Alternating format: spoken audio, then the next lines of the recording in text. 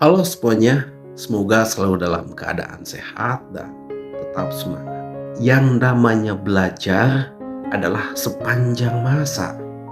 Kita akan terus belajar dari semenjak kita dalam kandungan sampai mungkin akhir hayat kita. Kita akan terus belajar. Pertanyaannya adalah dari mana kita bisa belajar? Dan bagaimana cara belajar yang paling efektif?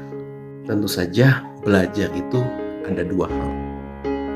Belajar dari apa yang kita lakukan sehingga itu menjadi pengalaman. Yang kedua, belajar dari pengalaman orang lain. Ya. Nah, dua hal itulah yang sebetulnya akan membentuk kita. Namun akan menjadi timpang ketika kita hanya belajar pada teori atau kehidupan orang lain saja, pengalaman orang lain saja. Sementara kita tidak mau action, kita tidak mau melakukan. Ini akan jadi timpang. Demikian juga kalau misalnya kita hanya belajar dari pengalaman saja, tanpa belajar dari pengalaman orang lain, kita hanya akan mengulangi hal-hal yang salah, ya, atau kesalahan-kesalahan yang pernah dilakukan oleh orang lain dan kita pun lakukan juga. Kenapa? Karena kita tidak belajar dari kesalahan orang lain. Jadi belajar dengan pengalaman, belajar dari pengalaman orang lain itu sangat penting untuk terus menjadi proses kita belajar. Belajar dari orang lain bisa mendengarkan diskusi, membaca buku, menonton video sharing, ya, itu bisa.